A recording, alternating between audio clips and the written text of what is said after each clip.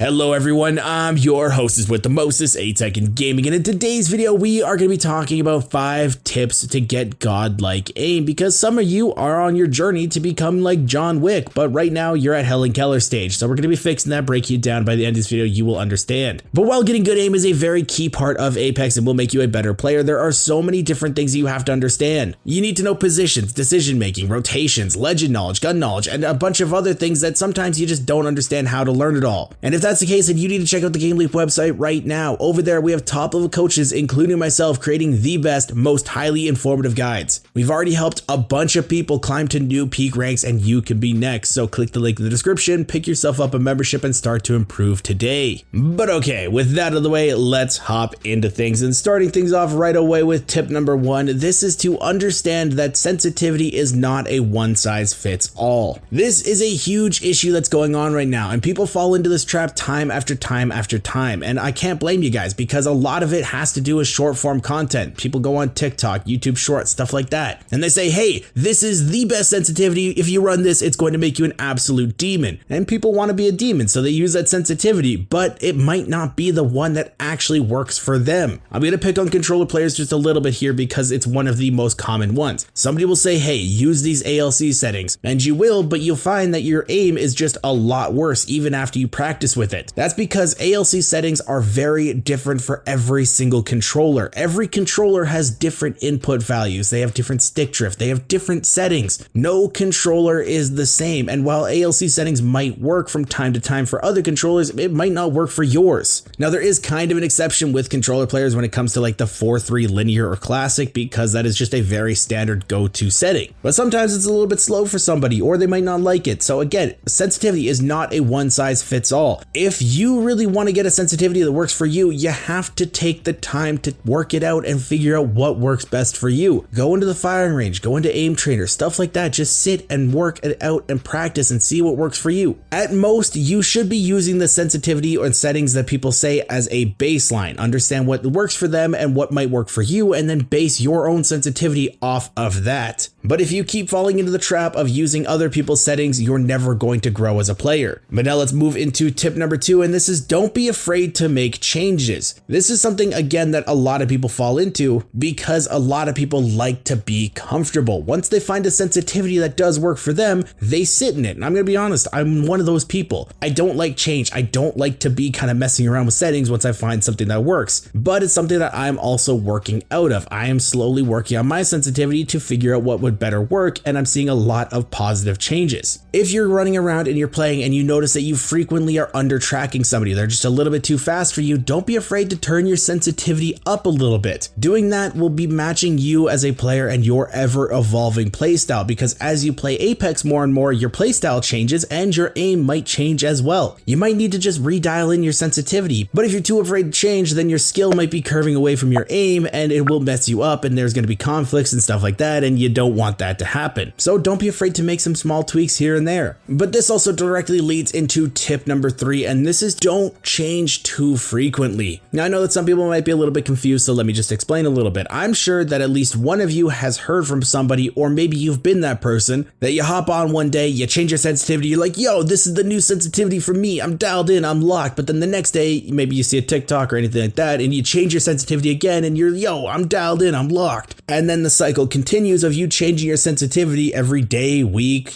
stuff like that. If you're doing that, that is just a huge no-no, because you never are getting enough playtime on one sensitivity to really understand if it works or not. You are so focused on trying to be what other people are that it goes against rule number 1, but it also goes against this rule because you're never understanding what you as a player like in a sensitivity. When I say that you should not be afraid to make changes, I mean very small changes over a period of time. Play around with things, see how you like it, give it a day or two, and then make very small adjustments. Don't play for it for a game, say I don't like this, and then change it drastically, and then play for it a game, say I don't like this, and then you do it again. I see a lot of people that do this, even people that are playing in high elo do this, and I have to tell them, yo, stop it, play with one sensitivity. It's not a good idea to change, it's just going to hurt you as a player. Find one sensitivity that works for you, play around with it, and then make small changes over time. It's better, don't change too frequently. But now moving into tip number 4, this is going to be picking a sensitivity that works for what you want to do. Now what this means is you have to understand that there's different sensitivities for different parts of Apex. If you want to be a movement player, you do have to have a higher sensitivity. It's something that you just need in order to pull off certain movement techs in order to help you out. If you have a lower sensitivity, you're not going to be changing your camera fast enough and it's just going to be hurting you. But on the flip side, if you want to be more of an aim player and you want to be more focused on tracking, stuff like that, having a lower sensitivity is a lot better because slight adjustments in your wrist or something like that is not going to send your camera flying all over the place. But don't get this twisted. Just because I say that movement typically has a higher sensitivity does not mean that they are worse aimers. It's just something that you have to understand as a player and then work around it. If you want to have movement, then you have to sacrifice a little bit of aim and then really work and double down and practice to then get that back. High sensitivity players can have fantastic aim, don't get that wrong. And on the flip side, lower sensitivity players can have good movement as well because they can practice around it and really understand what they need to do and learn little tips and tricks to help them out. This is just picking a baseline for you as a player and figuring out what you really want to do and grow from. Some people will say, I want to be an aim player, but they pick a really high sensitivity because it's just what they've always used and it's that comfort zone and they don't want to change, and it throws them off quite a lot and it really holds them back as a player. So just use that as a baseline to base your stuff off of and then go from there. But okay, let's move into tip number 5, and this is going to be practice makes perfect. If you really want to become an aim god, you really want to dial everything in, you need to be practicing. Now when I say practice, I don't mean just constantly play the game. I know a lot of people will say, well, if you want to get better at the game, you got to be playing the game. And yes, that is true to a certain extent. Sometimes in Apex, you're not going to be finding a lot of fights, even if you hot drop it. Sometimes you just can't find people. And if you're just running around, you're not practicing your aim. So say a game lasts 20 minutes, but you only really fought for 7 of that. There's 13 minutes that you just wasted and you could have been practicing your aim for that 20 minutes instead. Stuff like the firing range or aim trainers like GameLeap, stuff like that are a very big helping hand for when you actually want to be dialing in your aim. It's a less stressful environment where you can just constantly be practicing your aim. There's no downtime and you're able to really kind of fine tune and work yourself as a player. You can tweak your sensitivity. You can figure out what you like as a player. These are such fantastic tools that you absolutely need to be abusing. And a lot of people don't abuse them because they fall into that same trap of, if I want to get better at Apex, I just need to play the regular game. Aim trainers are aim trainers for a reason. Now, the best analogy that can really work to this is something like if you want to be a better football player. Yeah, you could just play football 24/7 and just constantly be grinding that, but there's other things that can help you be a better player. You could be working out, you could be working on different foot drills, stuff like that. Breaking down the game into smaller different pieces so you can really focus on one aspect is a way to help you grow, and it's the same thing with Apex. Remove yourself from the game, focus on one little small aspect, grow as an aim player, and that is how you become a better player. But let me know your favorite way to get better at aiming in the comments down below, and if you guys want to stay up to date with the latest and greatest Apex Legends tips, tricks, and news, don't forget to smash the like and subscribe button. Thank you guys all for watching. Once again, I'm 8 Second Gaming, and I'll see you guys in the next one.